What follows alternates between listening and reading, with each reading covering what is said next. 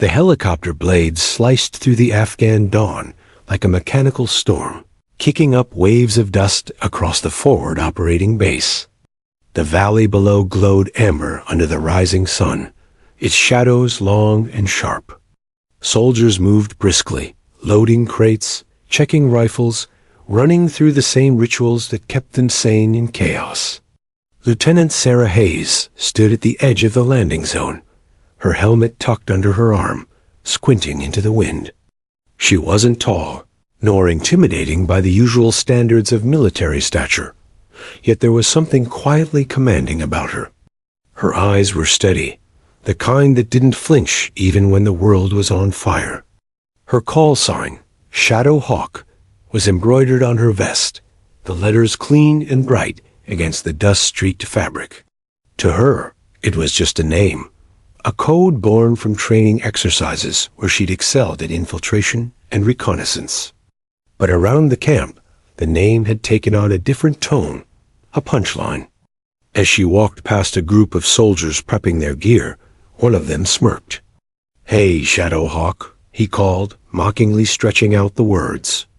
"You gonna flap your wings today, or just watch from the shadows again?" Laughter followed. Sarah gave no reaction, not even a glance. She simply adjusted the strap of her rifle and continued walking toward the command tent. But inside, her jaw tightened. Every taunt sank deeper than she let on. Colonel James Davis, her commanding officer, stood over a map spread across the table when she entered. He was tall, broad-shouldered, and every bit the old-school soldier, direct, loud, and dismissive of anything that didn't fit his worldview. His uniform was immaculate, his boots polished like mirrors, even here in the dust. "Lieutenant Hayes," he said, looking up with a faint smirk. "Or should I say Shadow Hawk?" The room chuckled. Two captains, a sergeant, and a communications officer, all men, all veterans. Sarah stood still, expression calm. "Reporting as ordered, sir," she said, voice steady. Davis waved a hand. "At ease, Lieutenant. We're finalizing patrol routes for tomorrow's valley recon. Intel shows light enemy presence, probably just watch posts. Simple sweep, no surprises. You'll lead the secondary unit on the East Ridge." She nodded, eyes scanning the map. The terrain was jagged, with narrow choke points and steep ridges. Something about it felt wrong. "Sir," she said carefully, "the valley walls here and here," she pointed to the bends, "create blind angles. If insurgents were setting an ambush, that's exactly where they'd position themselves." Davis arched a brow, leaning back in his chair. "Are you implying that our satellite intel is incomplete, Lieutenant?" "No, sir," she replied evenly. "Just that the enemy knows how to use the terrain better than we do." A low chuckle ran through the room. One of the captains muttered under his breath, "Here we go again with the instincts." Davis smirked. "Instincts are good in the movies, Hayes, but in the real world, we go by orders and data, not hunches." "Understood?" "Yes, sir." He nodded, satisfied, and moved on to logistics. But Sarah's eyes lingered on the map. Those shadowed ridges nagged at her like a whisper. She didn't know why, but she trusted her gut. Outside, the base buzzed with movement.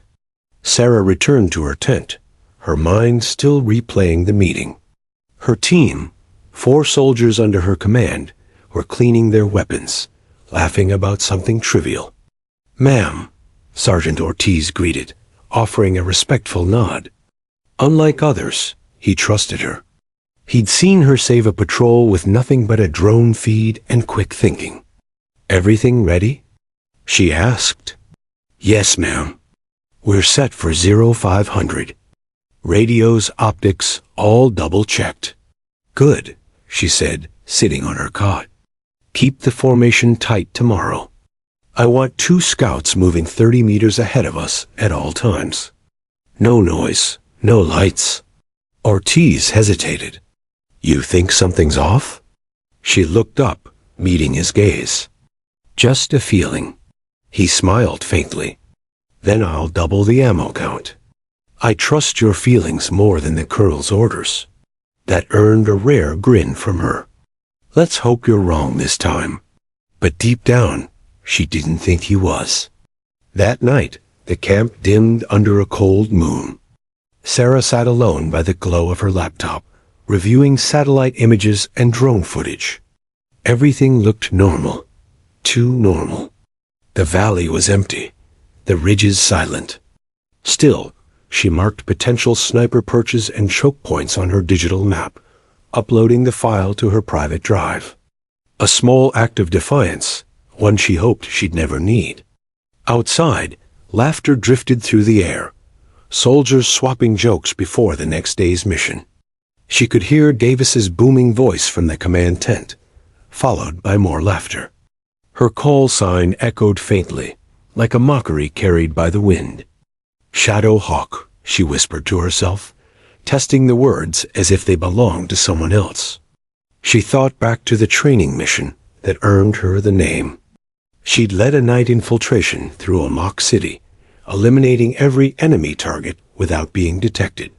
Her instructor, a former Special Forces sniper, had smiled for the first and only time, saying, "You move like a shadow, but you strike like a hawk." It had been a moment of pride, until the jokes started, until the name became a badge of irony. But names, she reminded herself, only mattered when they were earned. At dawn, she was the first one up. The horizon blazed with gold, the chill of morning cutting through her uniform. She strapped her rifle to her back, checked her sidearm, and stood at the edge of the landing strip as the convoy engines roared to life. Colonel Davis approached, his sunglasses glinting. "Let's make it a smooth ride today, Lieutenant. No ghost stories, no gut feelings, just a clean recon. We clear?" Sarah met his gaze. "Crystal, sir." He smirked. "Good. Let's show the enemy what a Shadow Hawk really looks like." The soldiers laughed again, but this time she didn't even flinch. As the vehicles rolled toward the valley, Sarah climbed into her Humvee, the dust swirling around like smoke. She adjusted her earpiece, her fingers brushing the small silver pendant around her neck, a gift from her father, a veteran himself. It bore an inscription, "Trust your instincts." She closed her eyes for a moment. The roar of the engines faded behind her heartbeat. Something in the air felt heavier than usual, like the earth itself was holding its breath. She opened her eyes and looked toward the jagged ridges in the distance. The shadows stretched long and sharp under the morning sun. And though she didn't yet know it, those same ridges would soon become her battlefield, the place where Shadow Hawk would stop being a joke and become a legend. The sun hadn't yet cleared the ridgeline when the convoy rolled out, engines rumbling through the narrow Afghan valley. Dust swirled behind the line of armored Humvees, veiling the rising light. The valley floor stretched endlessly, bordered by cliffs that looked like the teeth of some ancient creature. Lieutenant Sarah Hayes sat in the lead vehicle, headset pressed tight, her eyes scanning every ridge through the smudged glass. "Comes check," she said. "Unit 2, report." Loud and clear came Sergeant Ortiz's voice, crisp but edged with fatigue. They had been awake since 0300, running diagnostics and loading supplies. Colonel Davis's voice broke through the channel next. "All units maintain spacing. Intel shows minimal threat presence. Let's keep it smooth, people. Minimal threat." The phrase echoed in Sarah's head like a taunt. She looked at her tactical tablet, where the topographic map glowed softly. The terrain data confirmed her unease. Steep inclines, narrow choke points, perfect ambush geometry. Yet there were no enemy signatures, no heat trails, no intercepted radio chatter. The silence itself felt wrong. She tapped the side of her helmet mic. "Sir, I'm seeing reflection glints on the east ridge, possible optics." Static buzzed before Davis replied, his tone half amused. "You're seeing sunlight, Lieutenant. Rocks shine here. Don't let the ghost spook you." "Yes, sir." Her answer was flat, but her fingers tightened around the edge of the tablet. Sunlight didn't move with that rhythm. Sunlight didn't pulse like a signal. As the convoy advanced deeper into the valley, the mood changed. The laughter from earlier faded, replaced by the uneasy rattle of metal and the crunch of gravel under tires. Even the wind seemed to hold its breath. Sarah adjusted her rifle strap and leaned out the side window, scanning the slopes through her binoculars. Ortiz glanced back at her from the passenger seat. "You've got that look again, ma'am." "What look?" "The one that says we're walking into something nasty." She half smiled. "I hope I'm wrong. But if I'm not, keep your head down and your team close." "Yes, ma'am." He didn't argue. Ortiz had learned early that her instincts rarely missed. The radio crackled again. "Davis. Shadow Hawk, status report.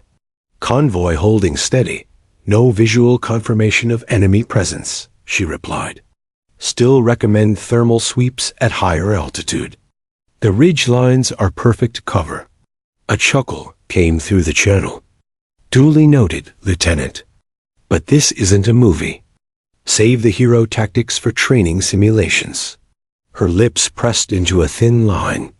She muted her mic before exhaling slowly. It wasn't pride driving her. It was logic. She'd seen insurgents use this terrain before, had studied ambush patterns in this exact valley months ago. Patterns didn't vanish overnight. A few miles ahead, the road curved between two cliffs, the narrowest section of the route. Sarah felt the hairs rise on the back of her neck. Her gut screamed stop. She lifted the mic. "Colonel, request permission to halt convoy and deploy drones for recon sweep. Visibility's dropping, and the rock faces are creating blind zones." "Negative," Davis answered immediately. "We're already behind schedule." "Keep moving." "Sir, That's an order, Lieutenant." Her jaw locked. "Yes, sir."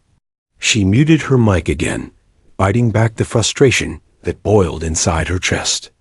Around her, soldiers chatted quietly, oblivious. They trusted command. They trusted orders. But orders couldn't see shadows moving in the cliffs. She switched to a private channel with Ortiz.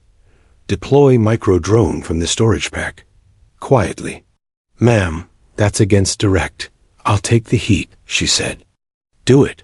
Ortiz nodded once. He unlatched a small drone case, sliding open the hatch. The device hung to life and lifted silently into the air, vanishing toward the cliffs like a mechanical bird. Sarah watched the feed appear on her wrist display, a ghostly thermal scan. At first, nothing. Then faint blips. 3, no, 5 heat signatures stationary, tucked behind the rock formations. Her pulse kicked. "Got you," she whispered. She switched back to the main channel. "Colonel, confirmed multiple heat signatures on East Ridge. Stationary, likely hostile. Request immediate hold and reposition." The radio fell silent. Then Davis's exasperated sigh filled her headset. "Lieutenant, we've been over this. There are no hostiles in this sector. Probably goats or heat anomalies. Disengage the drone and maintain route." "Sir, these aren't random signatures. They're aligned positions. Looks like Overwatch formation." "Enough." Davis snapped. "You're creating panic. Stand down, Lieutenant, or I'll have you relieved of recon duties." Her knuckles whitened on the steering grip. She could almost feel the disbelief radiating through the convoy, some soldiers glancing at each other, wondering if the so-called Shadow Hawk was chasing phantoms again. The drone feed continued streaming. She zoomed in. The shapes shifted metal reflections, not fur or bone. Weapons, heavy ones. Her chest tightened. "Sir," but before she could speak, the drone camera went black. A sharp crack echoed across the valley. Then another. Sniper rounds. The feed died completely, static washing her screen. She froze, staring at the lifeless display. They'd been spotted. The enemy knew exactly where they were. Ortiz saw her expression and swore under his breath. "We need to warn the colonel." "He won't listen," she muttered. "He's already committed the route." The road ahead narrowed again. The cliffs loomed closer. She could almost feel eyes watching from above, cold and patient. She lifted the mic once more. "All units, tighten formation and check ammo levels." "I repeat, check ammo." Davis's voice barked instantly, furious. "Who gave that order?" "Hayes, stand down." She ignored him. "Unit 2, scan West Ridge for movement. I want visual confirmation on every high point." The colonel's tone rose to a roar. "Lieutenant Hayes, you are out of line." "Sir," she interrupted, voice calm but firm. "If I'm wrong, you can write me up when we get back. But if I'm right, we'll be alive to argue about it." Silence. Then a click. The colonel had cut her channel. Ortiz looked at her, wide-eyed. "He's gonna have your head." "Better that than a body bag," she said. Eyes up. Minutes dragged by. The convoy crawled forward through the heart of the valley. Every sound was amplified, the grind of gears, the rattle of loose armor, the hum of the engines. Sweat trickled down Sarah's back, despite the cool air. She kept her rifle close, safety off. Her senses felt sharpened, electric. The birds that usually circled the cliffs were gone. The wind carried a metallic scent gun oil, maybe. "Ortiz," she whispered, "get the men ready. Something's about to break." He didn't question her. He just nodded and relayed silent hand signals to the other vehicles. Through her binoculars, she caught a flash of movement high on the ridge, a shadow darting behind stone. Another on the opposite side. Her heart hammered. Contact ridge line, both sides. But the words were lost in the thunder that followed. A deafening explosion ripped through the valley. The lead truck vanished in a plume of fire and debris. The shockwaves slammed against their Humvee, hurling it sideways. Shrapnel tore through the windshield. Soldiers screamed. Radios burst into static. Sarah hit the dashboard hard, ears ringing. Her vision blurred, filled with dust and smoke. Ortiz was shouting something she couldn't hear.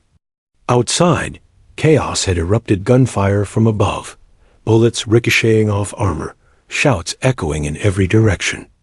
Her instincts had been right. The valley wasn't empty. It was a kill zone. Through the haze, she grabbed her rifle, forcing herself to focus. Training took over.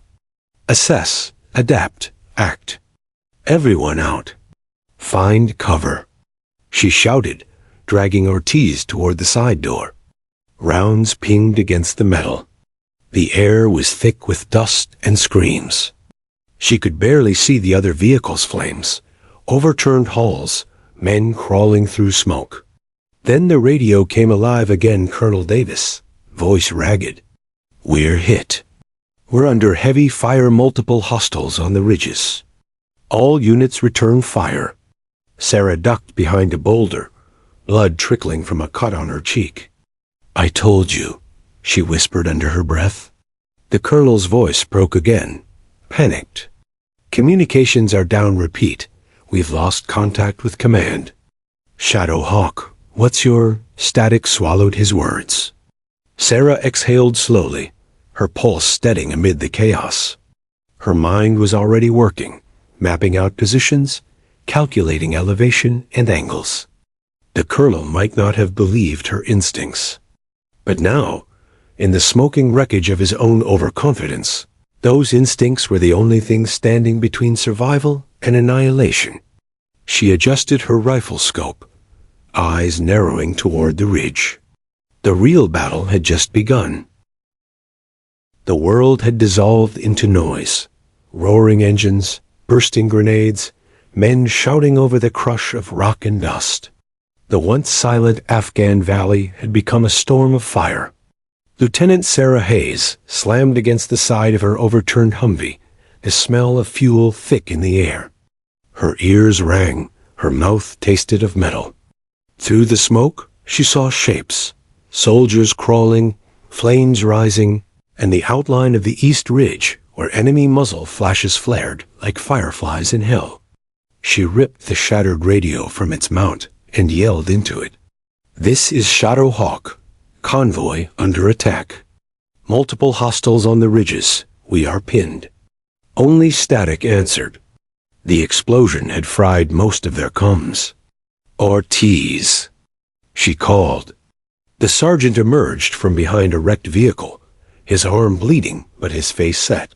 "Still here, ma'am." "Half the unit's down. Colonel Davis is hit bad."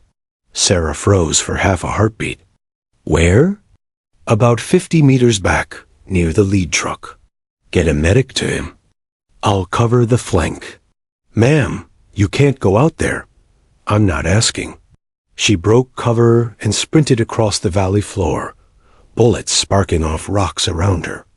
The air hummed with the deadly whistle of passing rounds. Her boots sank into the churned dirt, every step timed to the rhythm of incoming fire. The lead vehicle was a twisted wreck, its hood burning. Davis lay slumped beside it, clutching his shoulder. Blood seeped through his uniform. 2 soldiers were trying to drag him behind cover.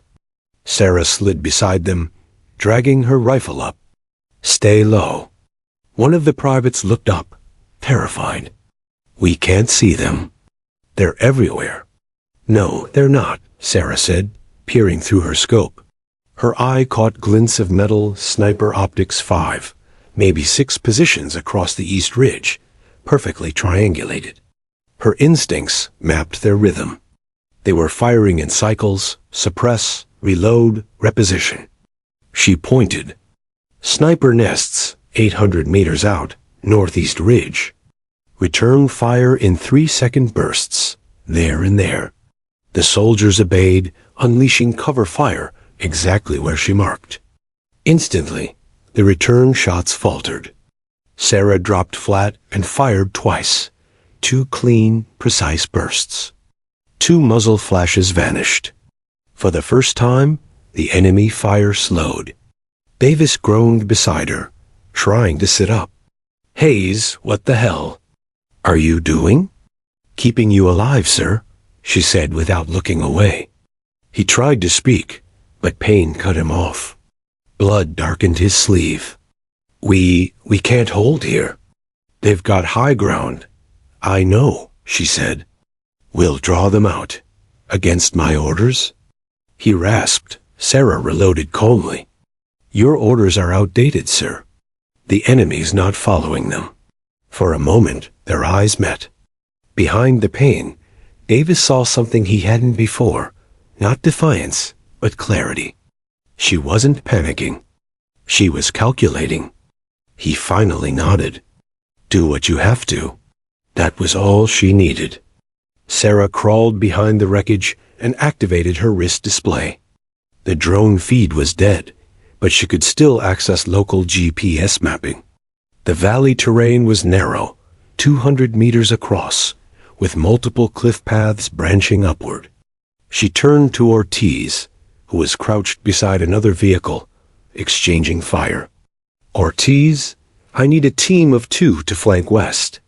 Create diversionary fire toward the southern ridge. Make them think we're retreating. Roger that?"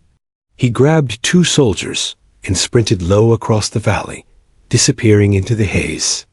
Sarah switched thermal mode on her scope. Through the smoke, she caught faint orange silhouettes creeping down the slope. Insurgents advancing, using the chaos as cover. "Not today," she murmured. Her fingers squeezed the trigger, each shot measured and deliberate. 3 fell before they reached the road. Still, the numbers kept coming. Explosions rumbled from the north as RPGs slammed into the dirt. The shockwaves sent clouds of sand into the air, cutting visibility to near zero. Sarah coughed, wiping grit from her eyes. Minutes felt like hours. The battle's rhythm turned brutal. Bursts of fire, short silences, screams breaking through static. Ammo's low. Someone shouted, "Hold positions." Sarah yelled back. Her training surged to the surface. Calm under pressure, the kind of focus that made time slow. Every decision was a calculation. Wind direction, firing angles, cover distance. Then, from the corner of her eye, she saw movement.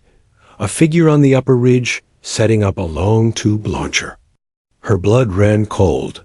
RPG. She raised her rifle instantly. One breath in. One out. She fired. The man collapsed backward. The launcher tipped and exploded mid-air, sending a shockwave through the ridge. But the blast triggered an avalanche. Rocks and debris cascaded down, burying half the slope in dust. The sound was deafening. When the air cleared, the east ridge was silent. Sarah exhaled. One down. 3 to go. She crawled back toward Davis, who was barely conscious. A medic was working to stabilize him. "Colonel, we've neutralized part of the east ridge, but they're regrouping north. We need air support." Davis grimaced. "Comms. Fried. You'll need the main unit's uplink Vehicle 2. Sarah glanced toward Vehicle 2, a burning wreck halfway up the incline.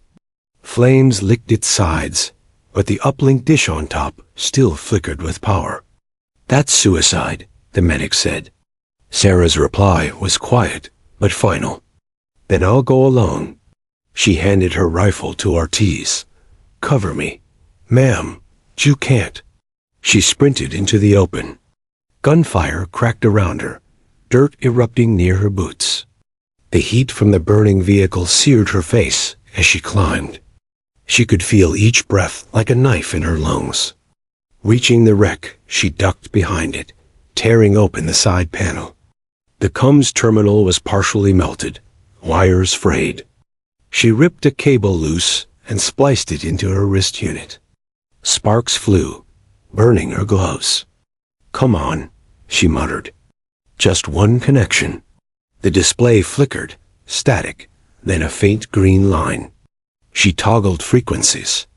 "Command, this is Lieutenant Hayes, calcined Shadowhawk. We are under heavy attack in Sector Delta 7. Multiple casualties. Requesting immediate air support and medevac." Nothing. She repeated, louder. "Command, this is Shadowhawk. Do you copy?" For a long moment, only static. Then, faintly, a voice. "Shadowhawk, this is Eagle Base. Weak signal. Repeat your coordinates." Relief washed through her, but she kept her voice steady. "Coordinates 34.002 by 70.347.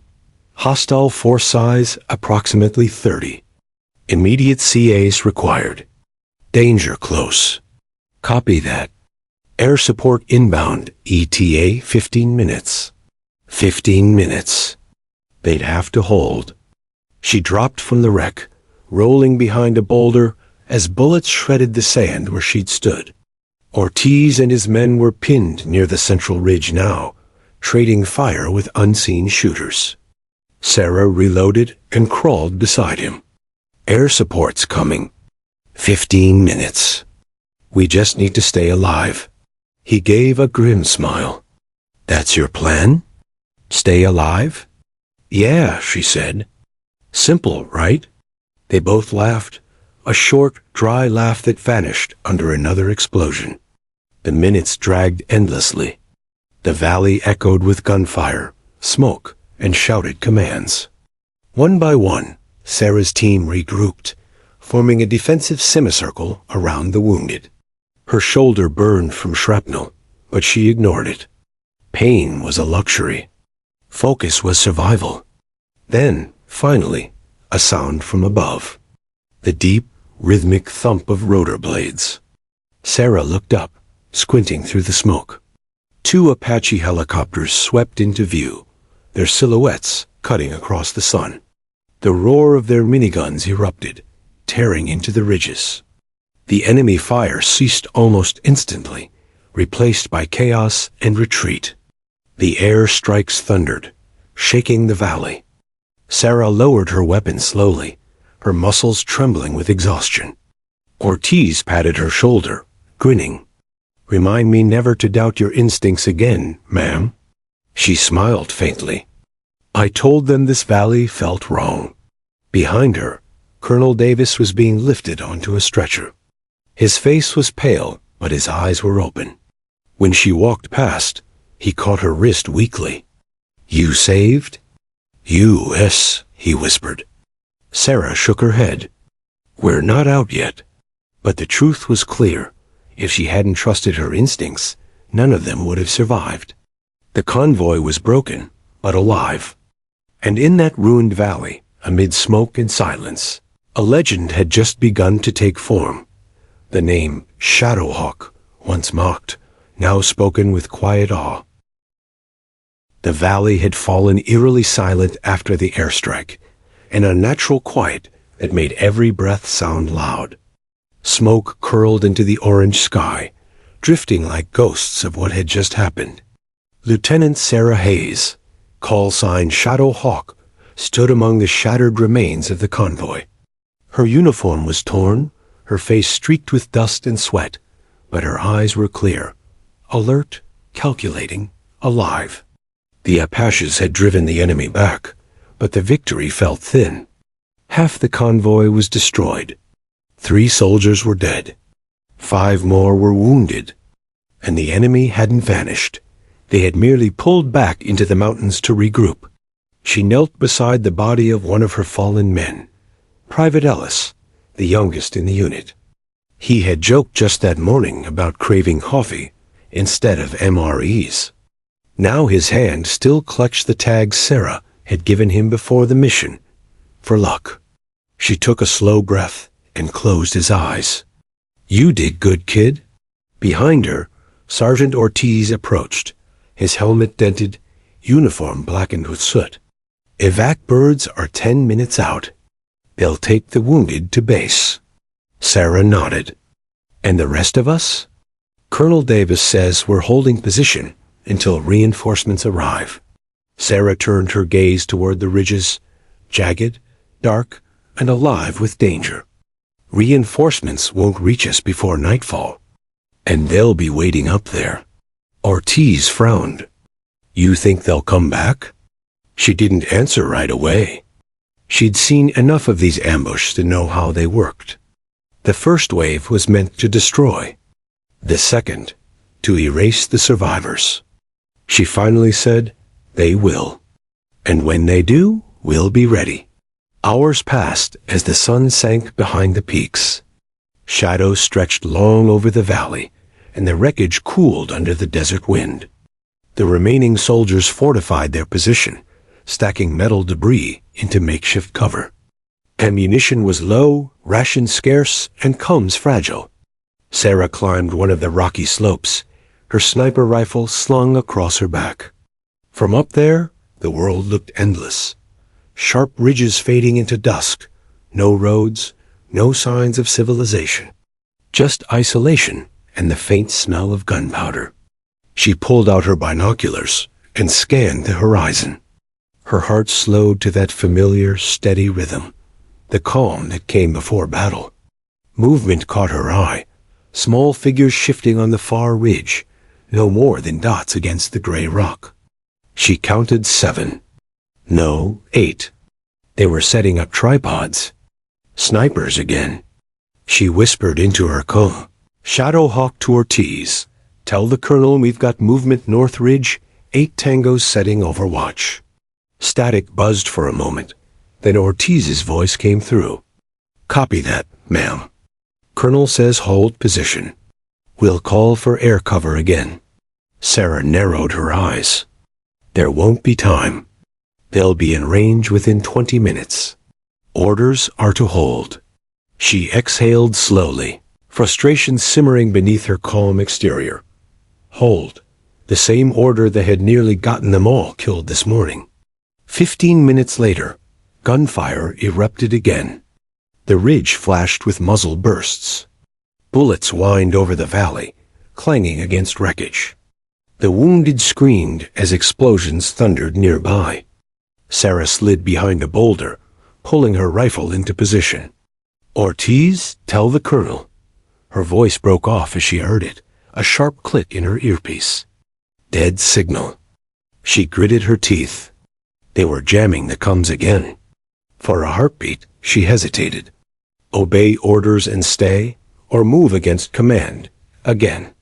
Then she remembered Ellis's face, and the way the colonel had dismissed her warnings that morning.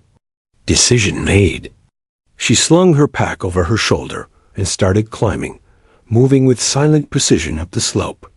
The mountains grew darker with each step, the rocks loose underfoot. The temperature dropped fast, the wind biting. From up here, she could see the flickering flashes of enemy rifles, but they couldn't see her. She moved low, blending with the terrain, her mind working like clockwork. Each step, each breath was measured. Her boots slid on shale, but she caught herself with one hand, barely making a sound. Her heart pounded, not from fear, but focus. Shadow Hawk, she reminded herself. It wasn't just a call sign.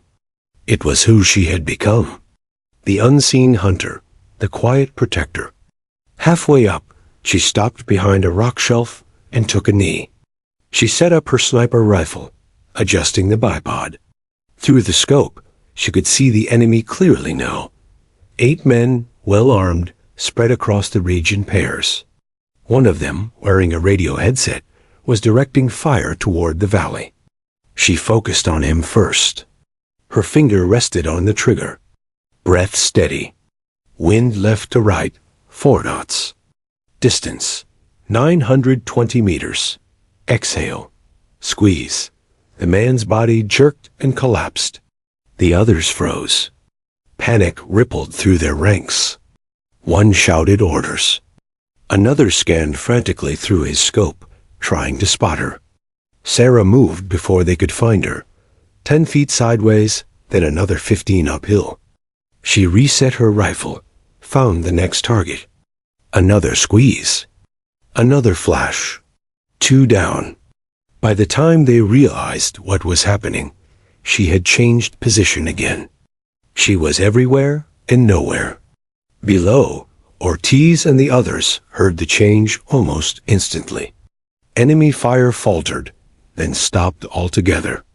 Ortiz grabbed his binoculars, scanning the ridge. What the hell? He saw tiny bursts of light from different points on the slope, but too fast, too precise to be multiple shooters. Then he realized it was her. Shadow Hawk's hunting, he murmured. Sarah kept moving, climbing higher, her muscles screaming. Sweat stung her eyes, but she didn't slow. She reached a narrow plateau, taking cover behind a rock spire. 4 targets left. They were trying to flank her now, splitting into pairs, moving cautiously. She adjusted her scope again, waiting until one leaned out from behind a boulder. Crack. 3 left. The next one fired blindly toward her. She stayed low, waited for him to reload, then dropped him with a clean headshot. 2 left. They broke formation and ran uphill, desperate to escape. Sarah followed them through her scope, breathing slow and even. 1 bullet, 2. Silence. The ridge was empty. For a long moment, she stayed still, listening. Only the wind answered, dry, whistling through the rocks. She finally slung her rifle and took a seat on the cold ground, exhaustion catching up with her. Below, she could see the convoy. Fires still smoldering, figures moving like ants around the vehicles.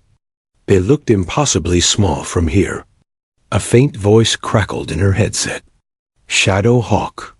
Do you copy? This is Ortiz. She smiled weakly. Copy, Sergeant. Ridge is clear. You did that alone? She gave a tired laugh. They started it. He chuckled softly. Colonel wants a report. Says you disobeyed orders again. Tell him he's welcome, she said, her tone dry. When she descended back to camp, the evac helicopters were arriving. The wounded were being loaded aboard. Colonel Davis sat propped against a crate, arm in a sling, watching her approach. His face was pale, but his eyes were sharp. You went up there, didn't you? Yes, sir. You ignored my command. Yes, sir. He studied her for a long moment and said quietly, And you saved what's left of my unit. She didn't answer. He reached into his pocket and pulled out a patch, her unit insignia, half burnt from the morning explosion. I think this belongs to you, Lieutenant. She took it silently. Davis nodded toward the dark mountains. You've earned your call sign. Sarah looked out at the ridges, now quiet and cold under the stars. The name Shadowhawk had started as a joke, a jab at her habit of working alone, unseen. But tonight, it had become something else. It was no longer mockery. It was legend. Night had fallen heavy over the valley, draping everything in shadow. The sound of rotors faded as the last medevac helicopter lifted away, taking the wounded with it. For the first time in hours, Lieutenant Sarah Hayes stood still, the silence pressing against her ears. The firelight flickered over the wrecks. Burnt steel, torn canvas, scattered shell casings. The valley looked like the bones of a war that should have ended long ago. Sergeant Ortiz approached quietly, carrying a canteen. Water, ma'am? Sarah nodded, her fingers trembling slightly as she took it. The adrenaline had worn off, leaving only exhaustion. She hadn't eaten since dawn, hadn't truly rested in nearly 2 days. You should get some sleep, Ortiz said. She shook her head. Not yet. We'll set perimeter watches. They're not done. He frowned. Ma'am, they'll come again, she said softly. They always do. Ortiz looked at her for a moment, then nodded. He'd seen enough of her instincts to trust them now. Far up the ridge, beyond sight, a small group of insurgents crouched around a radio, their leader shouting into it in Pashto. A map lay on the ground, marked with the position of the convoy. The man's eyes were hard with vengeance. Shadowhawk had cost them dozens of fighters that day. Their leader wanted blood, hers specifically. By dawn, the mountains would whisper again with gunfire. Meanwhile, at Forward Operating Base Harlington, Colonel Davis sat in a medical tent, his arm in a sling. The medics had done their work, but painkillers couldn't dull the sting of what he felt, humiliation and guilt. Across from him, Major Elaine Foster, a stern intelligence officer, studied a report on her tablet. So, she said, her tone flat, Lieutenant Hayes disobeyed orders again. Davis exhaled slowly. Yes, and saved the convoy. Yes, he said again. Foster looked up, one eyebrow raised.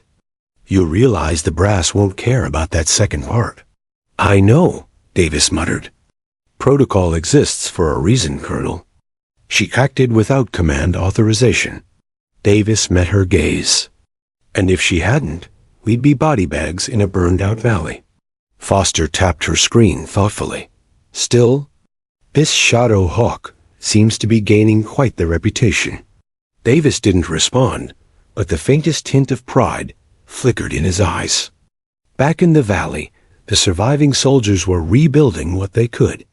The dawn painted the rocks blood red, casting long shadows across the wreckage. Sarah stood at the edge of camp, her sniper rifle resting against her shoulder, scanning the horizon. Every instinct screamed that it wasn't over. Her gaze shifted to the western ridge. Quiet now, too quiet. The birds that usually circled at dawn were gone. The silence of predators. She clicked her comb. Ortiz, bring your team. We're checking the west slope. Minutes later, she and 4 soldiers climbed through the loose rock, moving carefully. Their boots crunched against the gravel. The air was cold, the kind of chill that seeped into bone. At first, there was nothing. Then she saw it. Footprints in the dust, fresh, boots, not theirs. She crouched, touching the print lightly. 2 hours old, maybe less, she whispered. Ortiz's jaw tightened. They're scouting us again. Sarah nodded. They're testing the perimeter before the real strike. She motioned for her team to take positions. We'll intercept before they reach the valley. They moved higher up the ridge, every sense on edge. The wind whistled through the rocks, carrying faint echoes, soft, rhythmic sounds like whispering. Then, a flicker of movement. Sarah dropped flat, raising her scope. 3 enemy scouts were crouched near a boulder 100 meters ahead, adjusting binoculars, unaware they'd been spotted. She raised her hand. Her team froze. On my mark, she whispered. Suppressive fire. I'll take the leader. 3, 2, 1, crack. Her rifle spoke first, and the man collapsed before he knew he'd been seen. The others dove for cover, bullets slamming into stone. Ortiz's team returned fire, pinning them down. In less than 30 seconds, it was over. But as Sarah approached the bodies, she saw something that made her stomach tighten. A map. It wasn't just a scouting team. It was a forward observation unit. The real assault would come next. Ma'am, Ortiz said, scanning the horizon, you think they're planning to hit before reinforcements? Sarah nodded grimly. They'll strike at dusk. And this time, they'll bring everything. By mid-afternoon, the remaining soldiers fortified the valley again, setting tripwires and placing claymores along the slopes. The heat was brutal, the air heavy with the stench of burned fuel. Sarah climbed a nearby outcrop, her binoculars scanning the horizon every few minutes. Sweat trickled down her neck, but her focus never wavered. Down below, Colonel Davis' voice came through the comms. Lieutenant Hayes, we've received your report. Reinforcements are 4 hours out. Hold your position. Understood, sir, she replied. He hesitated. And, Lieutenant, good work. That simple phrase, quiet, grudging respect, hit harder than any medal could. The hours crawled by. The heat faded, replaced by the deep blue of dusk. Shadows stretched long again, swallowing the valley in darkness. Sarah was still on the ridge when the first shot came. A single crack, sharp and distant, echoed off the cliffs. One of the soldiers below dropped instantly. Contact north. She shouted into her comb. Flashes erupted on the ridges, muzzle bursts, dozens of them. Bullets rained down from both sides. The valley exploded into chaos once more. Sarah dropped behind a rock, scanning through her scope. 2 squads north, another on east flank, around 20 total. Ortiz's voice crackled back through the static. We're getting pinned, ma'am. Hold them off. I'm flanking left. She moved fast, climbing along the ridgeline, firing in controlled bursts. Her shots were precise, deliberate, surgical. Every enemy she dropped gave her men a few more seconds of life. But they were outnumbered. Badly. A rocket slammed into the valley floor, blasting a vehicle apart. Sarah ducked as debris rained down. Dust filled her lungs, choking her, but she pushed forward. Another burst of gunfire ripped past her, shredding the rock where she'd stood seconds earlier. Then, over the gunfire, she heard something new, a low, distant rumble. Engines. She crawled to the edge of the ridge and peered down. Her pulse spiked. 3 enemy trucks were winding down the opposite pass, headlights off, carrying reinforcements, heavy machine guns mounted on their beds. If they reached the valley, her entire unit would be slaughtered. She grabbed her radio. Ortiz, incoming convoy from the North Pass. I'm going to intercept. Ma'am, that's suicide. Just keep them alive. She cut him off. She sprinted across the ridge, lungs burning, the ground tilting under her boots. The trucks were closing fast, their engines growling like beasts. She reached a narrow choke point, a steep section of rock directly above the pass. She pulled 2 grenades from her belt and rigged them with wire. As the first truck passed beneath her, she yanked the pin. The explosion tore through the night, echoing across the mountains. The lead truck flipped, crashing into the second, fire lighting the canyon in orange fury. The third tried to reverse, too late. Sarah fired, her bullet shattering its fuel tank. Flames erupted. She dove behind a boulder as the entire pass went up in smoke. When she finally made it back down to the valley, her hands were shaking, her face smeared with soot. The enemy fire had ceased. The survivors were retreating. Ortiz met her halfway, grinning despite the dirt and blood on his face. "Ma'am, I don't know what you did up there, but they're gone." She gave a tired nod. "They won't be back tonight." Behind her, the horizon glowed faintly with the burning trucks. Colonel Davis's voice came through the cum again, this time heavy with awe. "Lieutenant Hayes, is it true you stopped their reinforcements alone?" Sarah's voice was calm, almost cold. "They were aiming for my men, sir. I aimed back." For a long time, there was silence on the line. Then Davis spoke softly. "Shadow Hawk, you've done enough for one night." She glanced toward the ridges, her silhouette framed against the firelight. "Not until it's finished, sir." That night, as the stars spread across the sky, the soldiers whispered stories around the dim fires. They said Shadow Hawk could see in the dark, that she moved like wind through the rocks, that the mountains themselves seemed to protect her. Sarah didn't listen. She sat apart, cleaning her rifle, her expression unreadable. Legends meant nothing to her. What mattered were the names of the ones they'd lost, and the faces she refused to forget. The next morning broke quiet, too quiet for comfort. A thin mist clung to the valley floor, curling through burnt-out vehicles and broken armor plates. Smoke still drifted from the ridge, where the enemy convoy had gone up in flames the night before. Lieutenant Sarah Hayes stood at the edge of camp, her rifle hanging loosely in her hand, eyes locked on the northern mountains.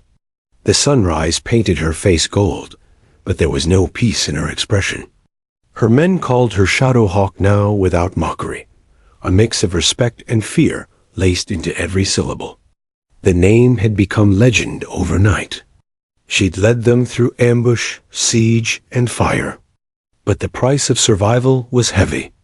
Behind her, Sergeant Ortiz was organizing the perimeter. His voice carried across the camp, sharp, steady, the sound of a man trying to restore normalcy after chaos. He looked up as she approached. "Morning, ma'am.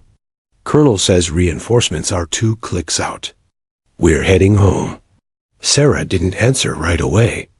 Her gaze drifted to a pile of makeshift stretchers covered in tarps. 5 soldiers. 5 lives she hadn't been able to save. She finally said quietly, "We're not heading home. We're leaving them behind." Ortiz followed her gaze, his face tightening. "We'll bring them back, ma'am. I swear it." She nodded slowly, but her jaw clenched. Promises didn't bring back the dead. By midday, helicopters thundered into the valley. Reinforcements poured out, medics, engineers, analysts. The new commander, Major Rick Talbot, stepped off the lead chopper, his uniform crisp, his voice loud. He looked around the ruined battlefield, his face twisting in disapproval. What the hell happened here? Colonel Davis stepped forward, still pale from blood loss. "We were ambushed, sir, twice." Talbot's eyes cut to Sarah. "And you are?" "Lieutenant Hayes, Shadow Hawk," Davis said before she could speak. Talbot gave her a long, hard look. "Ah, yes. The famous rule breaker. Sarah's posture didn't shift. I follow orders that keep my people alive, sir. His jaw tightened. We'll see about that. Within an hour, Sarah found herself standing inside a temporary command tent. A portable screen flickered with maps and satellite imagery. Davis sat nearby, silent, while Talbot and two intelligence officers questioned her like she was on trial. You disobeyed direct command protocols, one officer said. Twice. You left formation and engaged alone. Yes, sir. And destroyed an enemy supply convoy single-handedly? Yes, sir. Talbot folded his arms. That sounds like recklessness, Lieutenant. Not heroism. Sarah's tone stayed calm. It sounds like survival, sir. He took a step closer. You risked your entire team by acting without clearance. What if you'd failed? She met his gaze. Then I'd be dead. But they wouldn't. The tent went quiet. Even Davis looked up at her, a flicker of pride in his weary eyes. Talbot finally exhaled, irritated. Command doesn't need lone wolves. We need soldiers who follow structure. You're a liability. Sarah's hands clenched behind her back. With respect, sir, structure doesn't stop bullets. The officer beside him muttered, She's insubordinate. Davis spoke up then, his voice hoarse. She's the reason any of us are alive, Major. Talbot ignored him. You're being reassigned to forward recon duty. Solo patrols. If you like working alone so much, you can do it officially.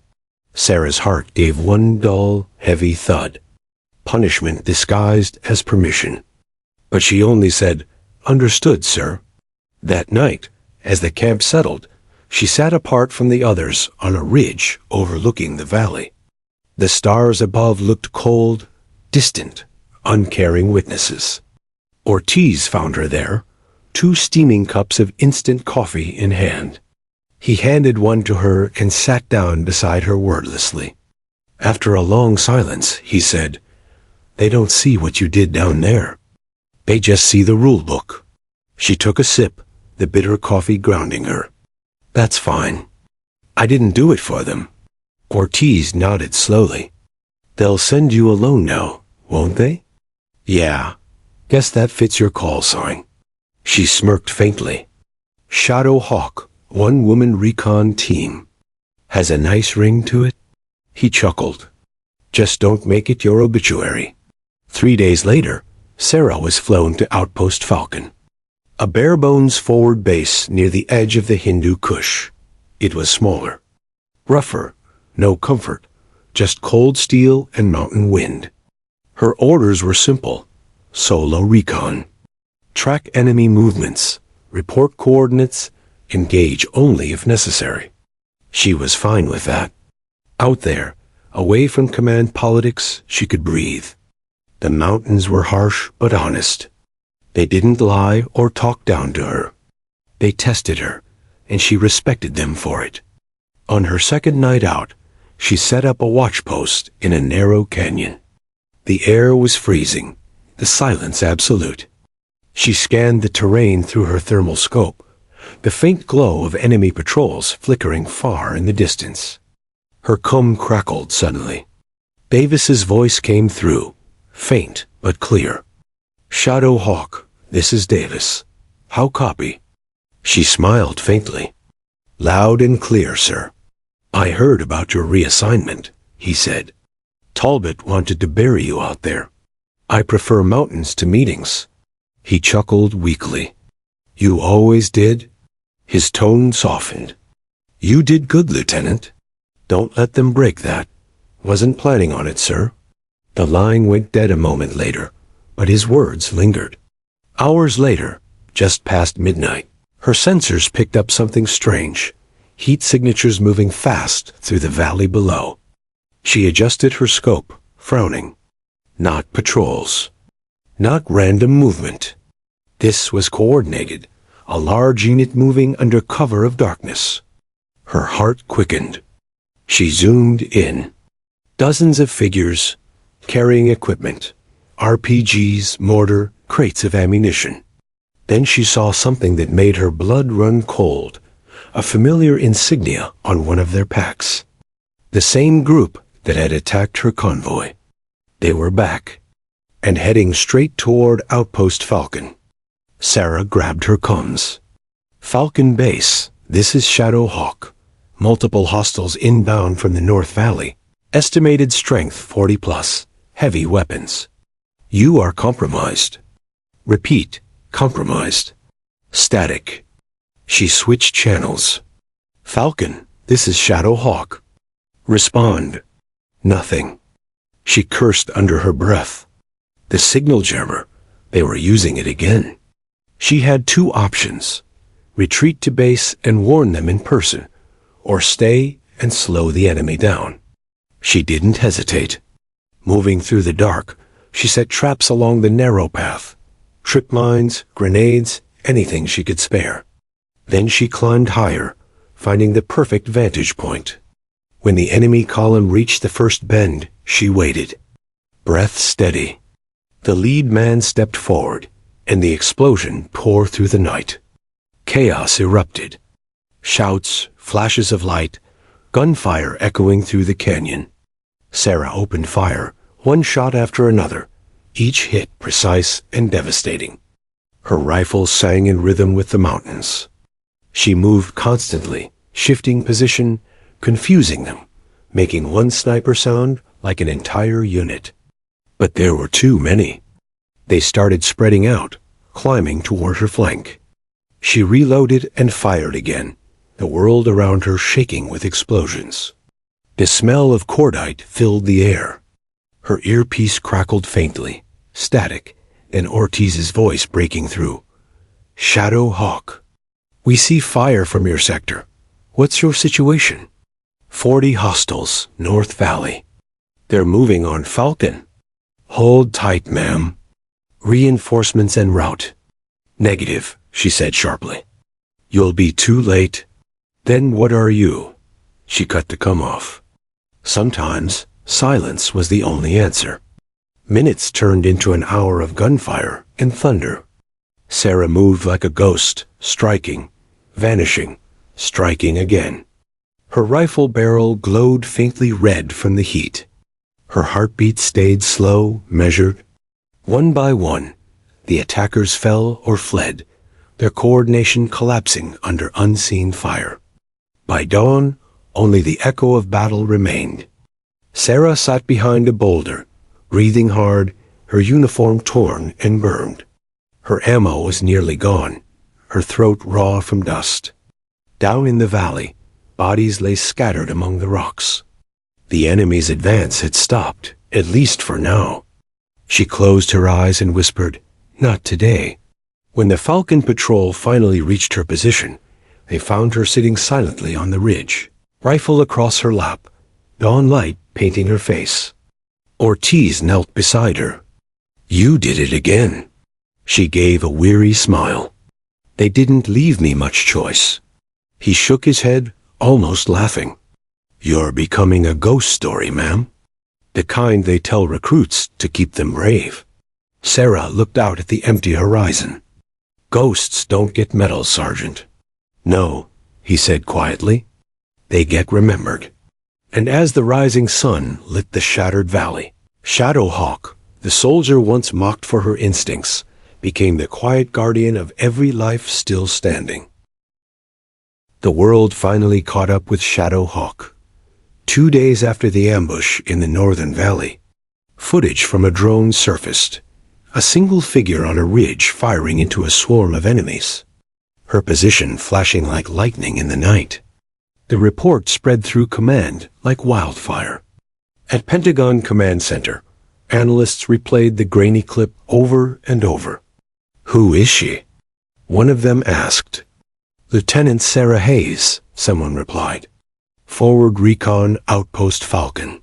By the time the sun rose over Washington, her name had reached the morning briefings of generals, senators, and even the White House security team. Some called her reckless. Others called her the kind of soldier America hadn't seen in decades. But Sarah herself didn't know any of that yet. She was still sitting in the same battered tent at Falcon Base, hands wrapped around a cup of cold coffee, her body aching from exhaustion and shrapnel burns. Colonel Davis arrived by chopper at noon. He walked with a cane now, still recovering, but the moment he saw her, his eyes lit up with pride and disbelief. "You stopped them," he said softly, as if still trying to convince himself. Sarah looked up, her voice hoarse.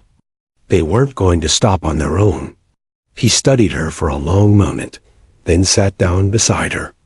"Command's talking, you know. Half of them think you're a hero. The other half want to court-martial you." She gave a tired laugh. "Sounds about right. They're sending an investigator from headquarters," he said, lowering his voice. Major Talbot filed a complaint. Her expression didn't change, but her hand tightened around the cup. "Of course he did. He says you disobeyed orders again. Took unauthorized engagement, endangered your life without clearance. I saved the base.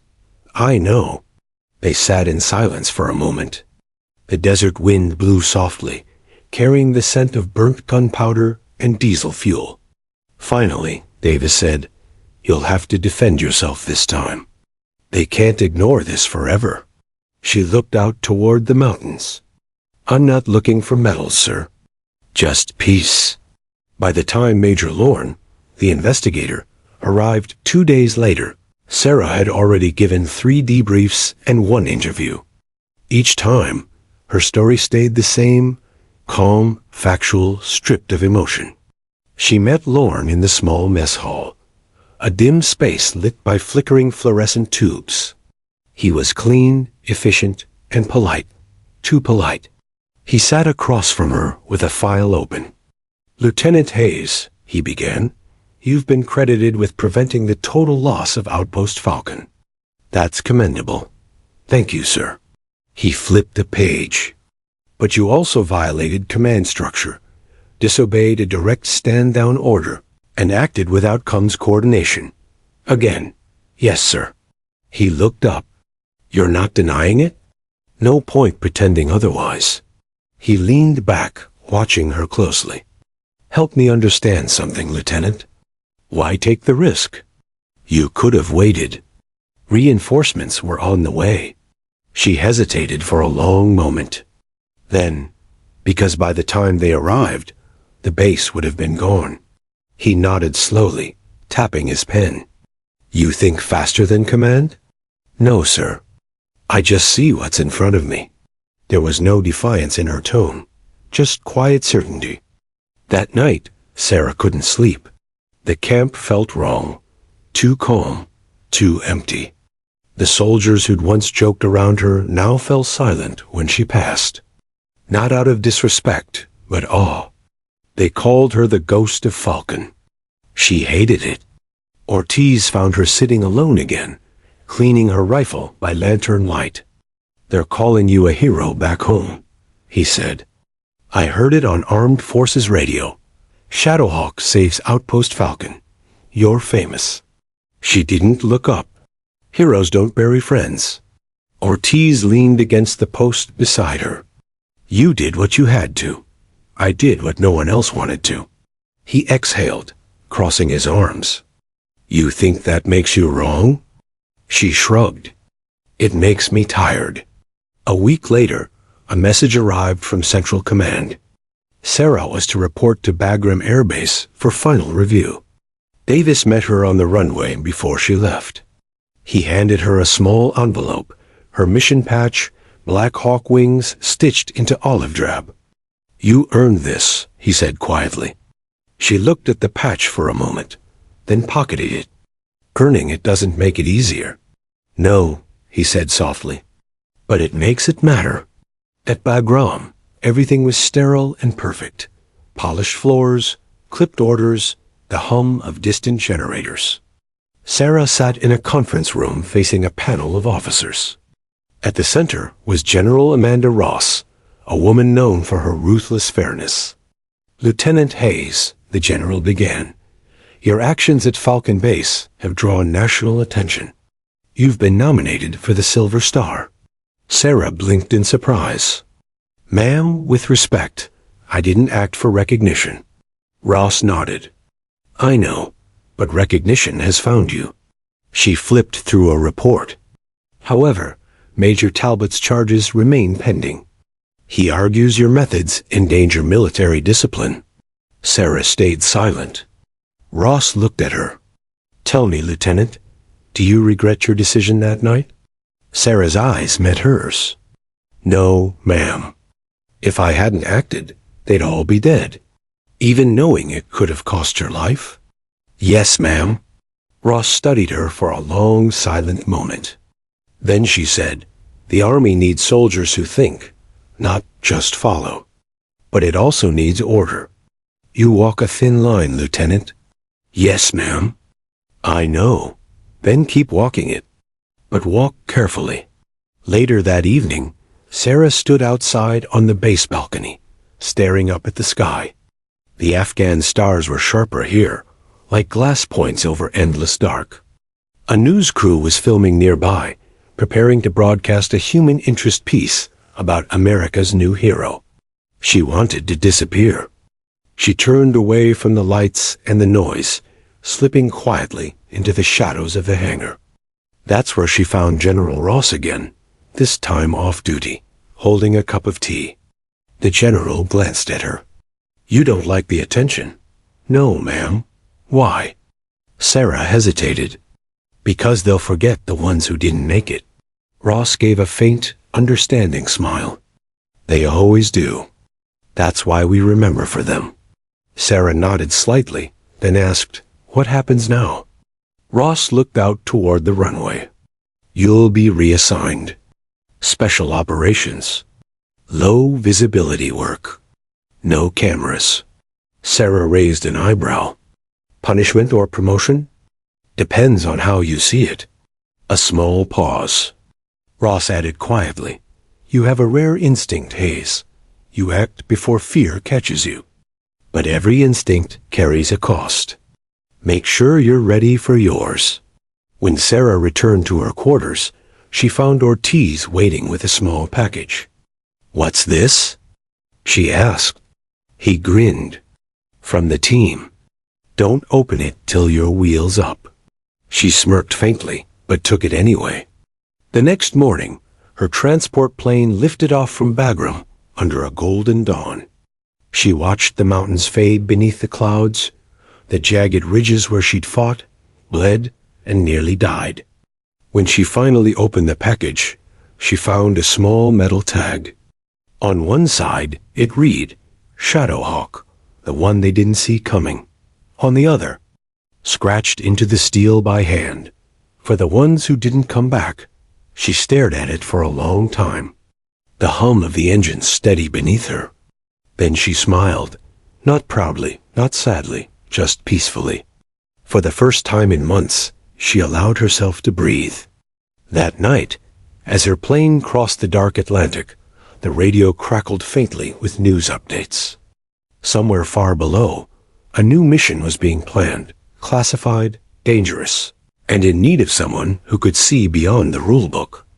And as fate would have it, the call sign Shadowhawk appeared on the assignment list again. She didn't chase glory. She chased purpose. And the world, once skeptical of her quiet defiance, now depended on it.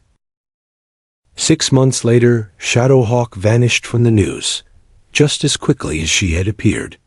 The headlines faded, replaced by politics, sports, and scandals. For the public, she was a passing story, a soldier who did something incredible once.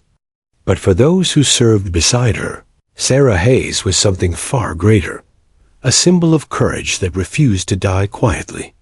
At Fort Bragg, where the next generation of Special Operations soldiers trained, her story had become legend. In the classrooms, instructors used her mission debriefs as examples of field decision-making under pressure. Her name appeared in whispered admiration, the one who saw what no one else did.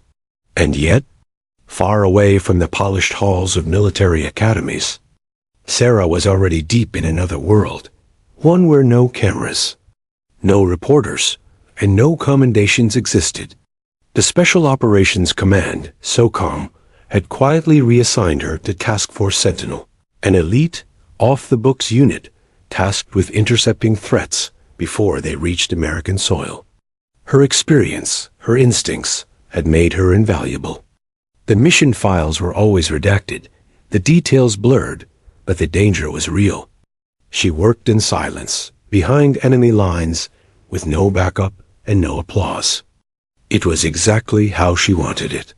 Her latest mission was in the mountains of northern Syria, where intelligence suggested a high-value insurgent leader, the same mastermind behind the Falcon. Base ambush had resurfaced. She read the name on the file and felt her stomach tighten. Hadar al-Mazin, the man responsible for killing her men, for nearly killing her. This time, it wasn't duty. It was closure.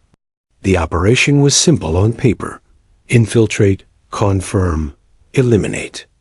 But Sarah had learned long ago that nothing was simple once the first shot was fired. She and her two-person support team, Sergeant Ortiz and a communications officer named Riley Tran, were inserted at night by a low-flying drone transport. They moved fast and silent through the shadows, the cold desert wind cutting through their gear. As they reached the outskirts of an abandoned village, Ortiz murmured over comms, "Hard to believe it's the same guy. Thought we buried him under that convoy." Sarah's voice was calm, but cold. Evil doesn't stay buried. It waits.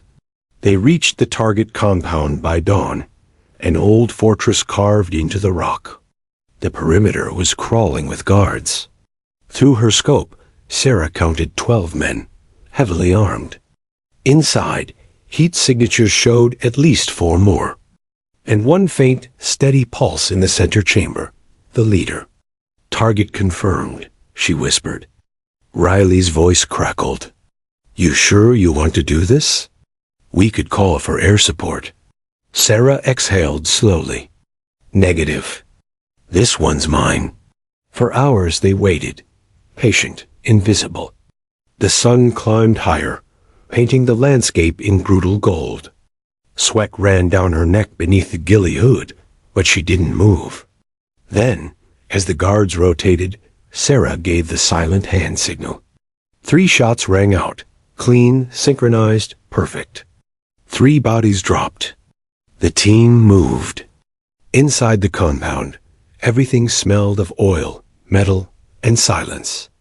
Sarah led point, her rifle sweeping each corner with the precision of a machine. Ortiz covered her back. They advanced through narrow corridors, shadows shifting under the flicker of old generator lights. Finally, they reached the main chamber, a wide, circular room with maps pinned to the walls and crates of ammunition stacked high. And there he was, Hadar al-Mazin, older, scarred, but unmistakable. He turned as they entered, his face breaking into a slow, knowing grin. "The ghost," he said in accented English. "You're real." Sarah didn't answer. She raised her rifle. "You killed my brothers," he continued, taking a step closer. "And yet, here you are, alone again." "Not alone," she said quietly. "Never again." Before he could move, she fired. The bullet hit center mass, clean, final, absolute. He fell, still smiling, as if satisfied to have met his killer in the flesh. For a moment, the world went silent. Only the faint hum of the generator filled the air. Then Ortiz's voice broke through the calm. "Mission complete. Time to exfil." But as they turned toward the exit, a sharp click echoed through the hall. Sarah froze. "Tripwire!" she shouted. The explosion ripped through the chamber, blinding light, deafening sound. The blast wave slammed her against the wall. Her ears rang, her vision blurred. She could barely hear Ortiz shouting her name through static. When she came to, debris covered her legs. Blood filled her mouth. The world was spinning. Through the smoke, she saw Riley dragging Ortiz, both injured but alive. The exit was half collapsed. Sarah tried to move, but pain shot through her ribs. "Go," she yelled. "Get out." Ortiz turned, eyes wide. "We're not leaving you. You have to. That's an order." He hesitated, then saw the structure shifting, the roof starting to crumble. "Shadowhawk," she cut him off with a single word. "Now." They disappeared through the smoke, limping toward daylight. Sarah stayed behind, clutching her rifle. Dust filled the air, choking her lungs. She pressed her cum to her ear, whispering, "Base, this is Shadowhawk. Target neutralized. Team safe. Do not send anyone back." Silence. Then static. The roof caved in. When the rescue team finally arrived 6 hours later, they found the compound in ruins. 2 survivors, Ortiz and Riley, were airlifted out with severe injuries. No sign of Lieutenant Hayes. The search lasted 3 days. Nothing. Command declared her missing in action. But among those who knew her, no one believed she was gone. Because Sarah Hayes wasn't the kind of soldier who died quietly. Months passed. Ortiz returned to the States, haunted but alive. He often walked past the training grounds at Fort Bragg, where recruits whispered her name like a ghost story. One day, during a routine mission briefing, he was handed a sealed envelope marked classified, eyes only. Inside was a single photo, grainy surveillance from a border checkpoint in Eastern Europe. A woman in desert fatigues, hood pulled low, eyes sharp and unmistakable. At the bottom of the photo, a single line of text, "Shadowhawk active. Operation ongoing." Ortiz stared at it for a long time, then smiled faintly. "She's out there," he whispered. "Of course she is." Back in the field, somewhere beyond the reach of maps, Sarah moved through a moonlit canyon, her rifle slung across her back. The wind howled around her, carrying echoes of 1,000 forgotten battles. She stopped at a ridge and looked down at a convoy far below, enemy trucks moving under the cover of night. She adjusted her scope, steady hands resting on the trigger. In the darkness, her voice came through the calm and steady. "Shadowhawk to command. Target in sight." A pause. Engaging. The shot rang out, clean and final, the kind that rewrites fate. And in that moment, somewhere between silence and eternity, the legend of Shadowhawk lived on, not as a ghost, not as a myth, but as a soldier who refused to fade. Epilogue. The legacy years later, new cadets at Fort Bragg would see her name etched into the Hall of Honor. Lieutenant Sarah Shadowhawk Hayes, Defender of the Valley, Guardian of the Silent. Beside it, a quote carved into the stone. "Heroes aren't the ones who seek the spotlight. They're the ones who fight when no one's watching." No one ever confirmed her death. Some said she still worked in shadows, moving unseen across continents. Others said she finally found peace somewhere far from war. But for the soldiers who grew up hearing her story, she was more than a legend. She was the voice that reminded them, in every firefight, in every moment of fear, that courage isn't about glory. It's about standing alone when no one else can. And that's how Shadowhawk, the woman once mocked for her call sign, became eternal.